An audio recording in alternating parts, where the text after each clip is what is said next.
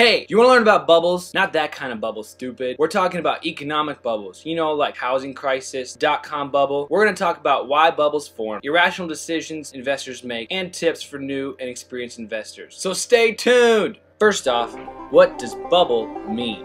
A bubble is an economic cycle characterized by rapid expansion followed by a contraction. In other words, too much of a good thing can be a bad thing. And if that's not good enough for you, let's get technical.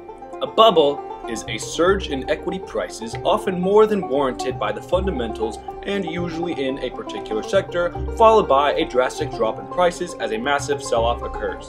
Whoa! Here's another one! A bubble is a theory that security prices rise above their true value and will continue to do so until prices go into free fall and the bubble bursts. We're going to focus on the dot-com bubble. The dot-com bubble grew out of a combination of the presence of speculative or fad-based investing, the abundance of venture capital funding for startups, or the failure of dot-coms to turn a profit. Investors poured money into internet startups during the 1990s in the hope that those companies would one day become profitable, and many investors and venture capitalists abandoned a cautious approach for fear of not being able to cash in on the growing use of the internet. Notice the graph.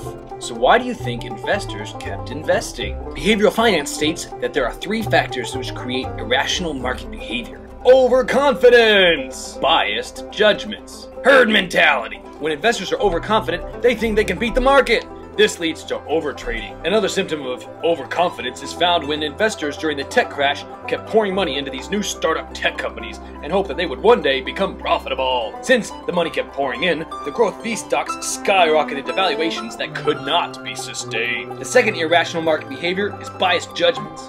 Investors can be fooled into thinking that they have control over their investments when they do not. In the tech crash, investors saw these fad-based investments and thought that they could control their investments. They started to chase the hot funds, extrapolating the success of the tech companies. They had the confidence and the bias to think that they will continue to rise, which led to herd mentality. Herd mentality is when groups of individuals will sometimes reinforce one another into believing that some incorrect point of view is in fact correct. This was exemplified in the tech crash, when investors would follow the examples of their neighbors or whatever the media said was a good idea and made poor investments.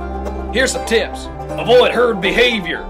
Don't just follow the media or the recommendations of your fellow investors. You should look for stocks that will allow you to be confident in reaching your goals. Be a satisfier instead of a maximizer. Maximizer considers every possibility in the endless pursuit of perfection, and in doing so will succumb to analysis paralysis. A satisfier uses a set criteria to make good choices, but doesn't worry about something better existing. He realizes that gaining the highest return is a fool's game.